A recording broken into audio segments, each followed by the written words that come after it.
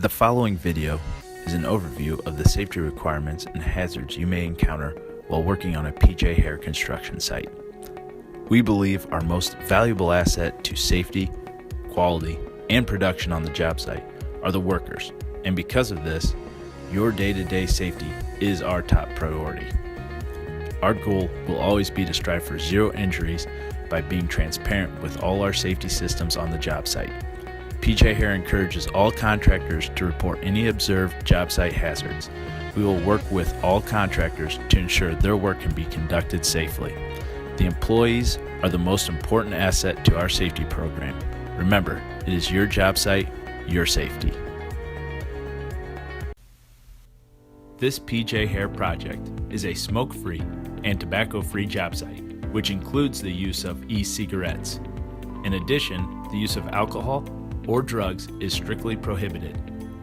Also, any work conducted under the influence of drugs and/or alcohol is not permissible, and any persons found in non-compliance with these policies will be removed from the job site. A key component of safety on the job site is prompt reporting of all hazards and incidents so that proper care can be given for necessary injuries. Minor injuries can be treated at the first aid station located on the project. Any injuries requiring professional medical attention should be reported to the PJ Hair superintendent and the affected employee immediately taken to the nearest treatment facility. In addition to personal injuries, any equipment damage or incident, damage to the existing or newly constructed building, or any near miss which could have led to serious bodily harm should be reported. At PJ Hair, safety is viewed as a major factor in all of our projects. A safe project is productive and ensures all of our employees and subcontractors return home safely. As part of this program, PJ Hair requires all active employees on the job site to wear appropriate personal protective equipment. This includes hard hats to protect from overhead hazards, which are an ever-present hazard on the job. Safety glasses are required to provide protection from any flying particles. If grinding or welding is going to be completed, then a face shield with appropriate shading is required to be worn. High visibility clothing is required to be worn anytime there is mobile equipment being operated. This consists of either a safety vest or high-vis yellow or orange shirt. These bright colors help ground workers stand out to equipment operators. Also, full pants and leather work boots are required of all employees engaged in construction activity. If using cutting tools or handling metal, then cut-resistant gloves should be worn as a means of cut prevention.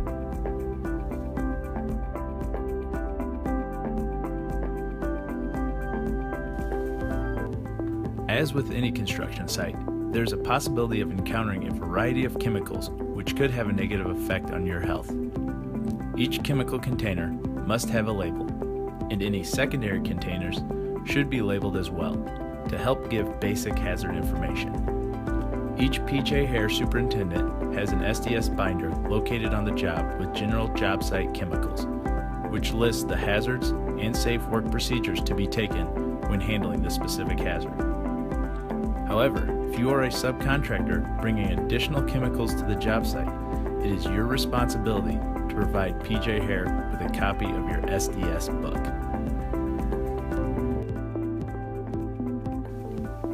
Fire extinguishers are located on every PJ Hair project. However, if the fire is too large to fight, immediately contact emergency services. If the incipient fire can be controlled with a fire extinguisher, locate the nearest fire extinguisher and utilize the pass technique. Pull the pin, aim at the base, squeeze the lever, and sweep away the fire.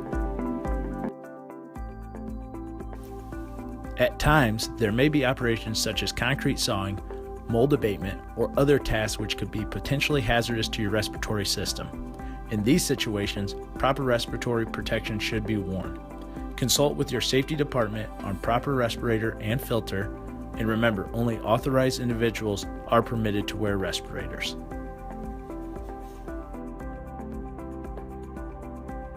Ladders are used on almost every PJ Hair project. Proper inspection prior to field use is key to ensuring safe work at elevated heights. Stickers should be legible and weight capacities reviewed. Check side rails and rungs for cracks, bends, or other deformities.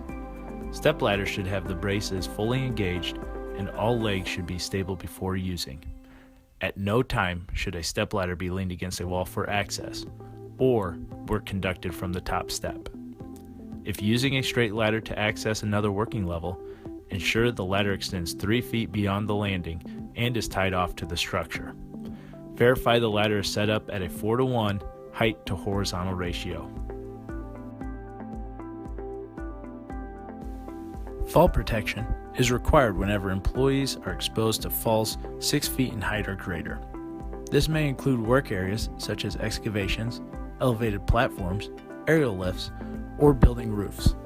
Fall protection systems fall into 2 categories: primary and secondary.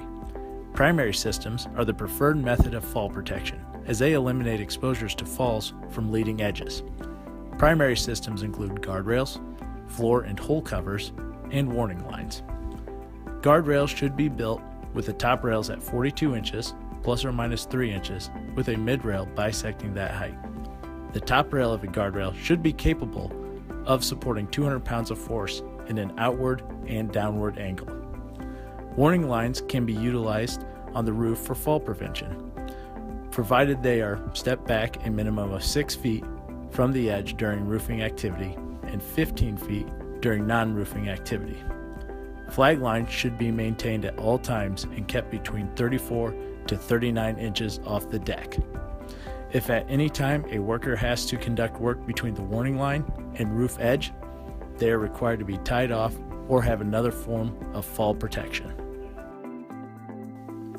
Secondary fall protection devices include personal fall arrest systems. These systems are made up of a harness, lanyard, or retractable, and an anchorage point.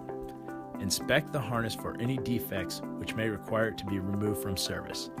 Make sure the straps are not cut or frayed, and inspect the metal fittings for corrosion or excessive wear. When wearing the harness, the D-ring should be located in the middle of the shoulder blades. The chest strap should be tight and low on the chest to prevent rollout. The leg straps should be tight with just enough slack to fit your palm underneath. Inspect lanyards for cuts, burns, and other deformities which may require it to be removed from service. If at any time a personal fall arrest system has been subjected to a fall, then the whole system should be removed from service. If you are using a self-retracting lanyard, inspect that the brake is working correctly. It should arrest the cable immediately when sharply pulled. Inspect the cable or webbing to ensure that there is no damage to the line. All retractables should be connected directly to the D-ring. At no time should you hook them to a 6-foot lanyard. Anchorage points, where the lanyard is connected, should be located at head height or higher whenever possible. This is because with a 6-foot lanyard, you could experience a fall height of 18.5 feet, factoring in the lanyard being fully extended, your body height, and a 3-foot safety factor for cushion. Anchorage points must be capable of supporting a minimum of 5,000 pounds per worker. If you are unsure of the anchorage point rating, ask your supervisor for verification.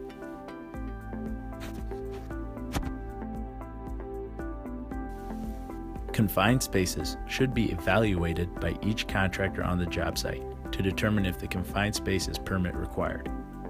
If entry is to be completed, each entry contractor is required to submit personnel training documentation, ensure atmospheric conditions are safe, and that all energy sources are locked and tagged out. Adequate ventilation should be provided for safe confined space conditions. A pre-meeting with the on-site PJ Hair superintendent is also required prior to entry.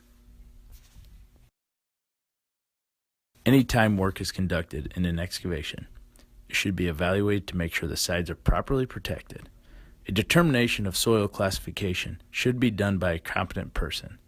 From this assessment, the decision can be made whether to slope, bench, or protect the sides with a trench box. Remember, an excavation 4 feet deep requires ladder access every 25 feet. At 5 feet in depth, shoring or sloping is required, and at 6 feet in depth, fall protection is necessary. Hi, my name is Bob Hare, and I am Chairman and CEO of PJ Hare Incorporated. If you are a new or first-time employee on one of our job sites, I want to welcome you. If you're a new subcontractor employee, welcome as well. And if you've worked for us before, welcome back. As one of the oldest and most established contractors in the central Illinois area since 1914, we at PJ Hare have earned our reputation on countless projects over those years. We've earned a superior reputation for quality of construction and for innovativeness and for creativity and superior customer service.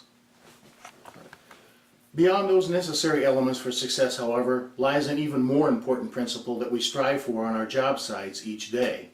The goal and the mission to ensure that every one of our team members on our job sites goes home safely to their family each evening. It's a goal that I have committed myself to personally, and that we have committed ourselves to organizationally in the over 40 years that I've been involved in the construction industry. As a member of our team, you're expected to take safety as seriously as I do. Adherence to OSHA standards and to PJ Hare established safety policy and use of personal protective equipment is mandatory. If you're not sure that you have the proper training to do the job that you're assigned to, talk to your supervisor.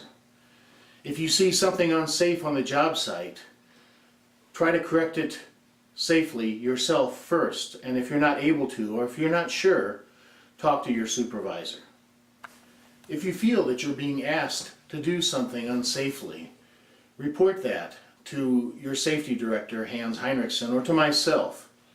If you cannot or will not do things safely on our job sites, you'll be asked to leave our employment.